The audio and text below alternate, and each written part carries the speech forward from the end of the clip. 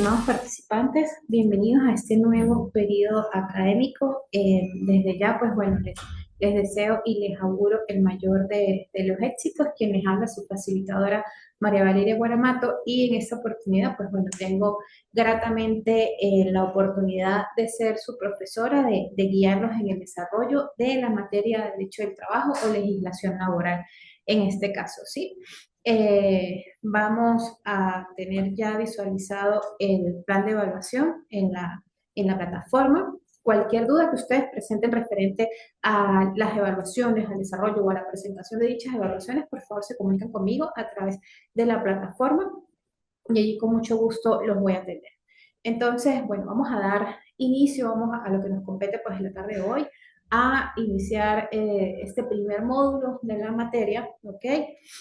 Referente a lo que son esos aspectos generales del derecho laboral o la legislación laboral.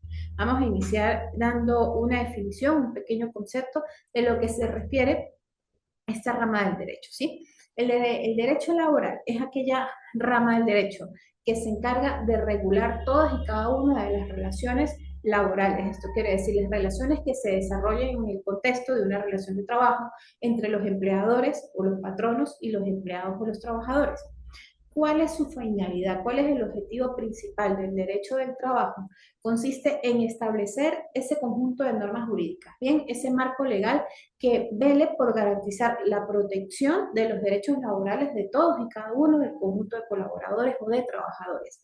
Asimismo, se encarga también de velar porque estos trabajadores tengan unas condiciones de trabajo que sean justas, que sean seguras, y asimismo ayuda a la resolución adecuada, a la resolución legal, vamos a decirlo, de cualquier conflicto o desaveniencia que se pueda presentar justamente en el desarrollo de estas relaciones de carácter laboral.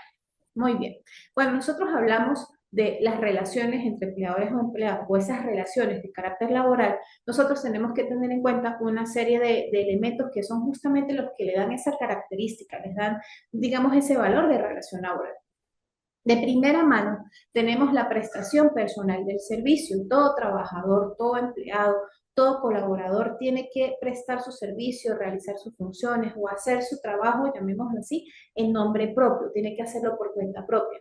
No puedo contratar una persona y que venga otro colaborador u otra persona a realizar el trabajo en nombre de esta. No, en las relaciones laborales la prestación del servicio es inminentemente personal. Bien, tenemos la subordinación. Evidentemente es esa relación de dependencia que se da justamente entre el patrono y el trabajador. Es cuando el trabajador se somete a las normas de ese patrono, de ese empleador, y del mismo modo ejecuta sus funciones. Para que haya una relación laboral tiene que haber una relación de subordinación entre los sujetos de esta misma relación. Y finalmente tenemos la remuneración, que es la razón de ser de toda relación laboral, ¿ok? La remuneración es el pago que se le da a ese trabajador en ocasión a la prestación de sus servicios, en ocasión a la relación de su trabajo. Seguimos entonces con las fuentes del derecho del trabajo. Tenemos de primera mano eminentemente la Constitución de la República Bolivariana de Venezuela. Aquí tenemos citados tres artículos del 87 al 89. Bien, el artículo 89, pues bueno, allí se encuentra plasmado el derecho al trabajo que tienen todos y cada uno, ¿ok? Los ciudadanos venezolanos. Seguidamente el artículo 88 marca o regula, ¿ok? Esa igualdad de género y la no discriminación en el ejercicio del derecho al trabajo. Y finalmente tenemos el artículo 89 que marca la protección social que brinda el Estado al proceso del trabajo, ¿ok? Asimismo, establece todas las condiciones materiales, las condiciones morales e intelectuales de los trabajadores, esas condiciones mínimas a las que tienen que estar sujetos los trabajadores. Y asimismo, promueve todo lo que es el modelo social del derecho como modelo de las relaciones laborales. De hecho, si nosotros nos trasladamos a la Ley Orgánica del Trabajo de los Trabajadores y las Trabajadoras, en su artículo número 1, en el cual establece el objeto de la ley, lo primero que nos dice es que se considera o se encargan de velar el trabajo como un hecho social. Bien, Seguidamente tenemos los tratados internacionales. Cualquier tratado que haya sido firmado por el Estado venezolano también lo consideramos como fuente del derecho.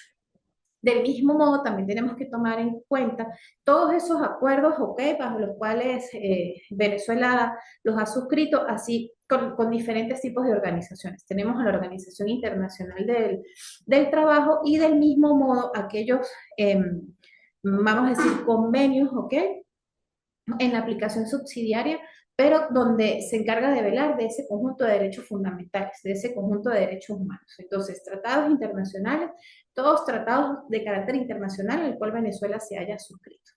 Tenemos las leyes y los reglamentos. Bueno, tenemos aquí de primera mano, ¿ok?, las leyes orgánicas, los reglamentos, y sabemos que, bueno, tenemos como normativa central, como ese conjunto de normas centrales a la ley orgánica del trabajo, los trabajadores y las trabajadoras. Bien, tenemos seguidamente la ley orgánica procesal del trabajo, la ley orgánica del sistema de seguridad social, bueno, que esta la vamos a ver un poquito más adelante, que aquí se encarga justamente de regular todo lo referente a lo que es el sistema de seguridad social de los trabajadores en Venezuela, y tenemos la LOXIMAT, que es la Ley Orgánica de Prevención, Condiciones y Medio Ambiente de Trabajo. Y en cuanto a los reglamentos, podemos citar acá los reglamentos parciales de la Ley Orgánica del Trabajo y de la LOXIMAT.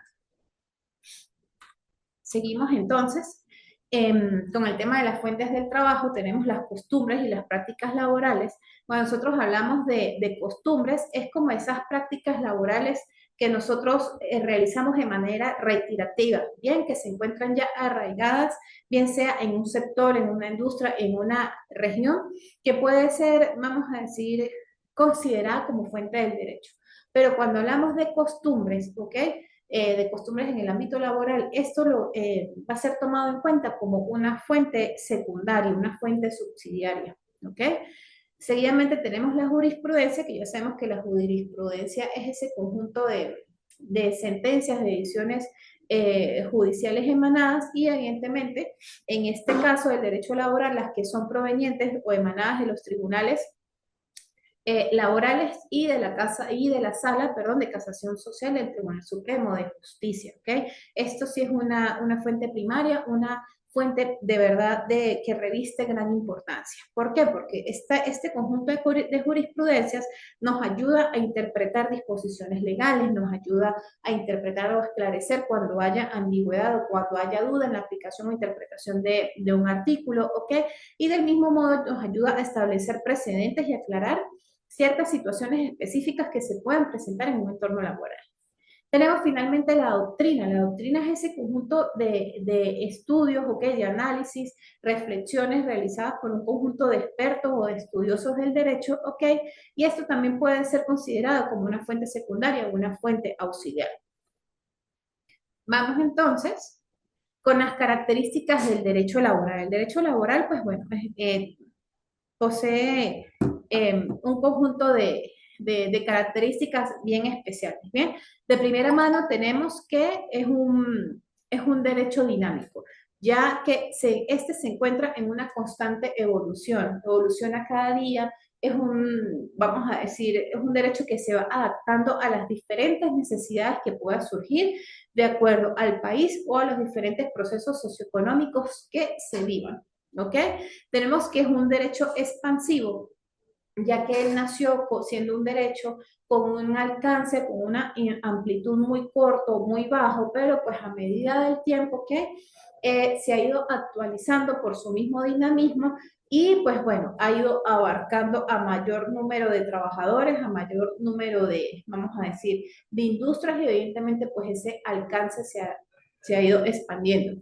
Es un derecho de carácter social, ya que representa los intereses de los trabajadores, representa los intereses de ese débil jurídico, ¿ok?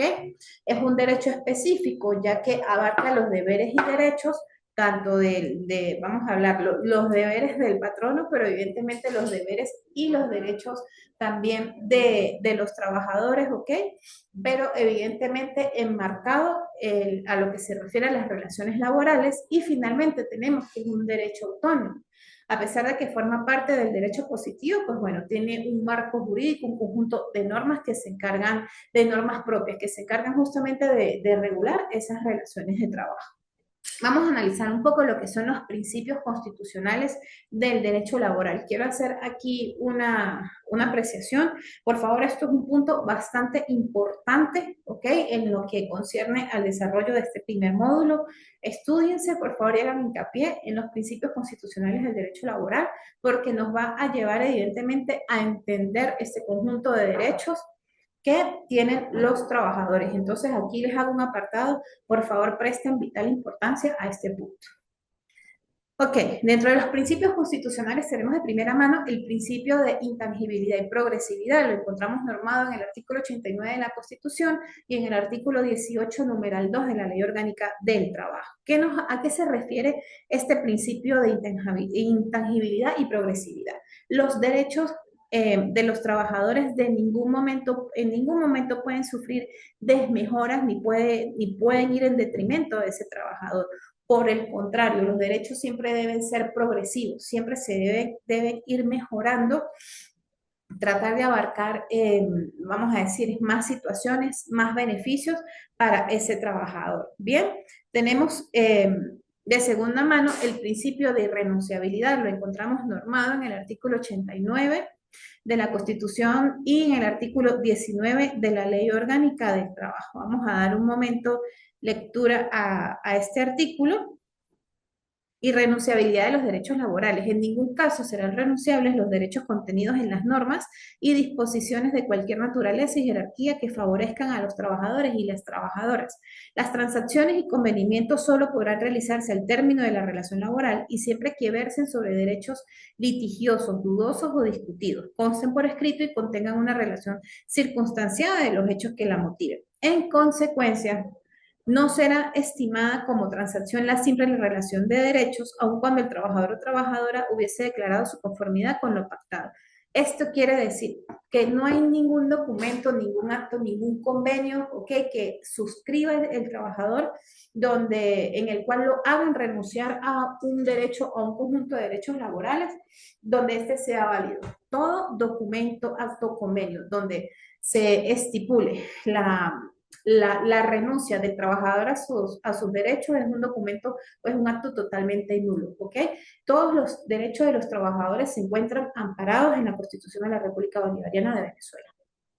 Hablamos del principio de favor, este lo encontramos también en el artículo 18, ¿ok? Numeral 5. El principio de favor refiere que cuando hubiere dudas acerca de la aplicación o concurrencia de varias normas o en la interpretación de una determinada norma, se aplicará la más favorable al trabajador o trabajadora. Y esta norma que es aplicada debe ser, o esta norma, vamos a decir, tomada debe ser aplicada en su totalidad. Este principio de favor también lo podemos llamar como el indubio pro operario. En el caso que convergen en varias normas o que haya duda en la aplicación de una de estas normas, siempre se tomará en cuenta la norma que más favorezca al trabajador. El principio de igualdad, pues bueno, el principio de igualdad versa que todos y cada uno de los venezolanos tienen derecho, ¿ok?, al trabajo, y este va pues de la manito, va ligado con lo que es el principio de la no discriminación, que también lo encontramos normado en el artículo 89 de la Constitución y en los artículos 20 y 21 de la Ley Orgánica de Trabajo. Vamos a dar lectura al artículo 20. Aquí nos indica que el Estado garantiza la igualdad y equidad de mujeres y hombres en el ejercicio del derecho al trabajo. Bien, y el artículo 21 nos habla sobre el principio de la no discriminación. Son contrarios a los principios de esta ley las prácticas de discriminación. Se prohíbe toda distinción, exclusión o preferencia, ¿ok?, basadas en razones de raza, sexo, edad, estado civil, sindicalización, religión, opiniones políticas, nacionalidad, orientación sexual. ¿Ok? Recordemos entonces que esto lo encontramos normado en el artículo 21 de la Ley Orgánica del Trabajo. En el artículo 20 y 21. Tenemos el principio de continuidad. Este principio de continuidad se refiere a que, salvo contrato o salvo lo que exprese un contrato a tiempo determinado, todas las relaciones laborales se van a considerar a tiempo indeterminado, ¿sí? El principio de justicia social, que era lo que les comentaba hace un momento, que se encuentra normado en el artículo 1 de la Ley Orgánica del Trabajo, nos indica que bueno, el trabajo debe cubrirse, debe velarse, ¿ok? Como hecho social en el país. Y seguimos con el principio de primacía de la realidad sobre las formas y apariencias, o formas o apariencias. Vamos a consultar lo que nos dice el artículo 22. El artículo 22 nos indica que en las relaciones de trabajo prevalece la realidad sobre cualquier forma o apariencia, así como en la interpretación y aplicación de materia del trabajo y la seguridad social. Son nulas todas aquellas medidas, actos, actuaciones, fórmulas y convenios adoptados por el patrono en fraude a esta ley, así como las destinadas a simular las relaciones de trabajo y precarizar sus condiciones. Entonces, esto quiere decir que siempre va a prevalecer lo que son las condiciones reales, bien, las relaciones laborales reales que se dan sobre cualquier forma o apariencia que quiera implementar el patrón o que quiera hacer ver el patrón que vaya en detrimento de los derechos laborales del trabajador y asimismo que busque defraudar a la ley. Bien, ahora bien, vamos con el tema relacionado a los contratos de trabajo.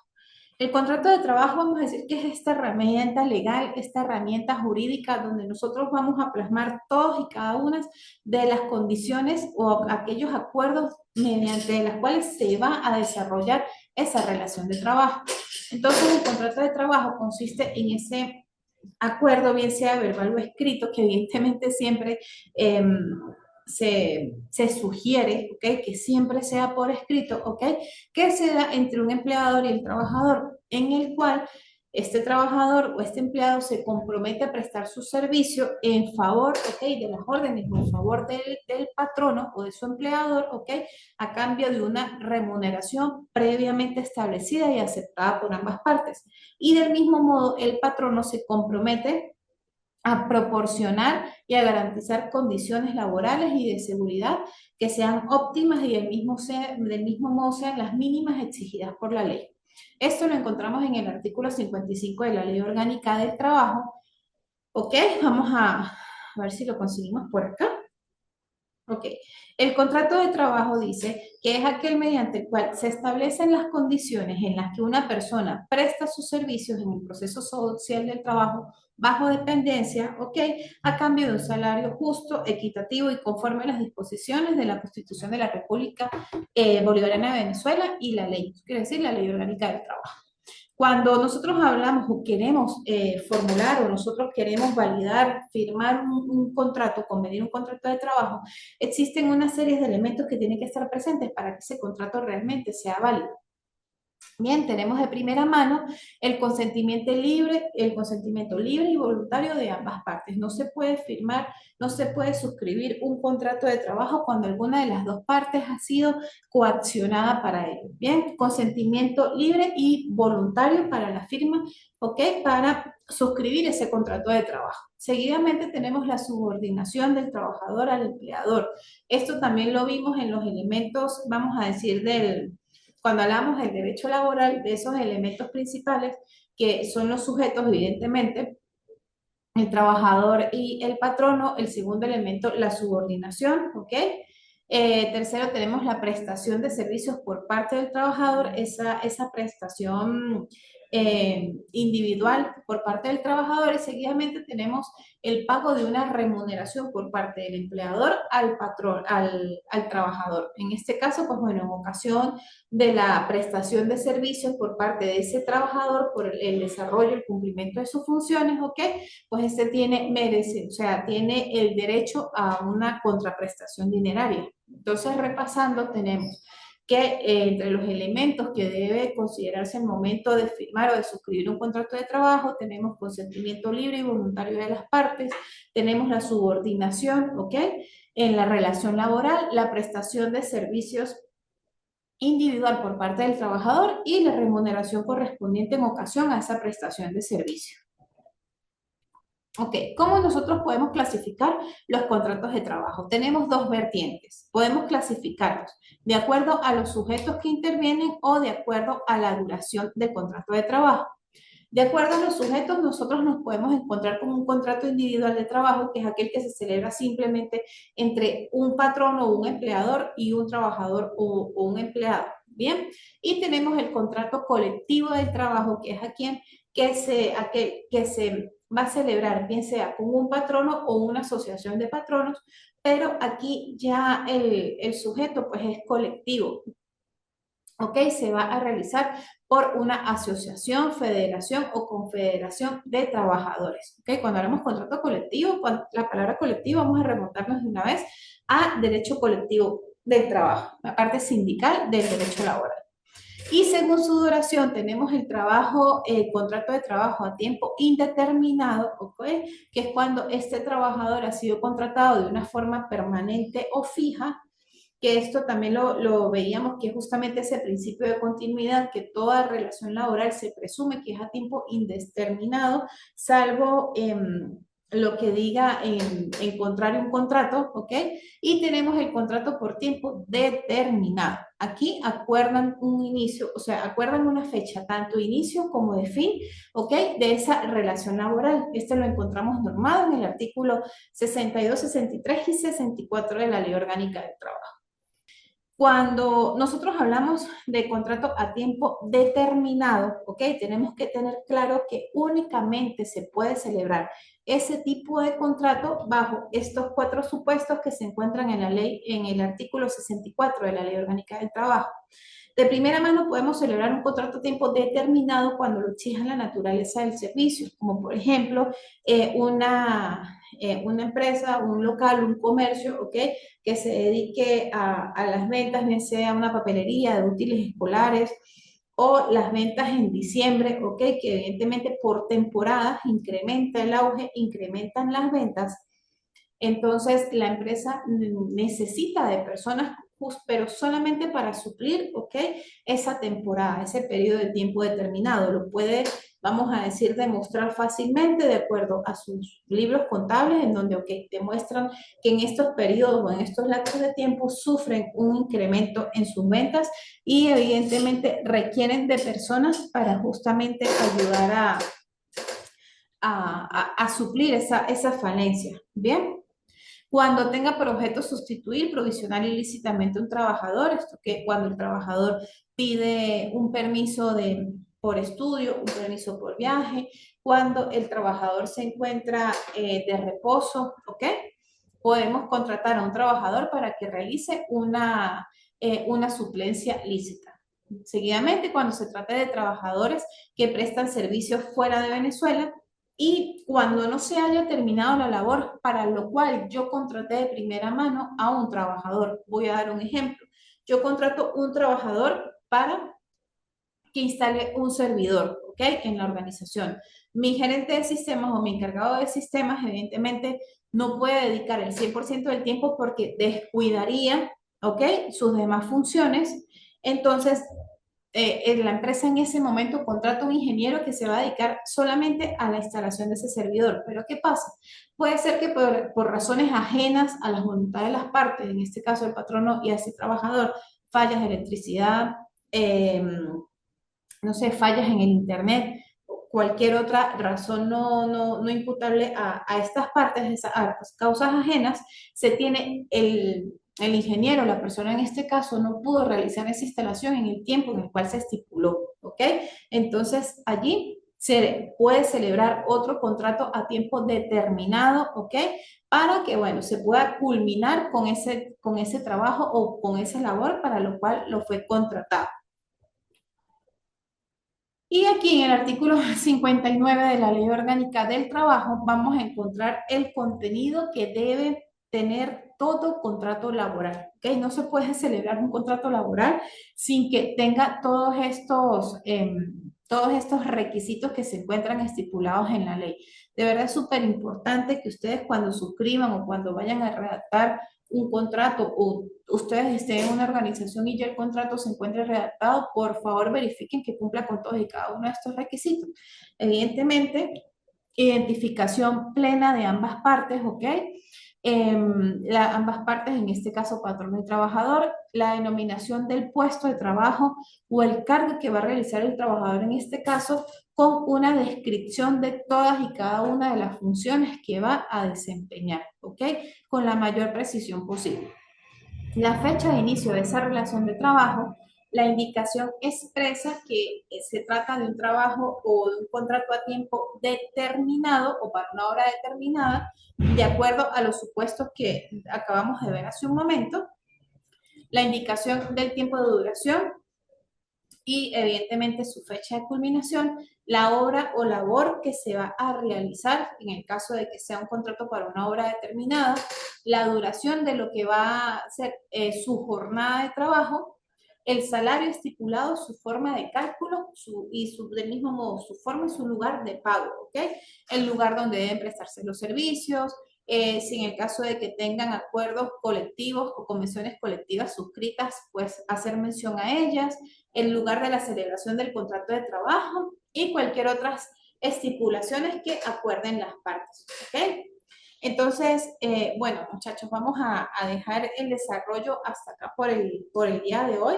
Por favor, les reitero que cualquier duda, cualquier inquietud relacionada a el desarrollo de este primer módulo o bien sea relacionada con la realización o la entrega de las actividades de evaluación, por favor me comentan por la plataforma y con muchísimo gusto estoy para atenderlos.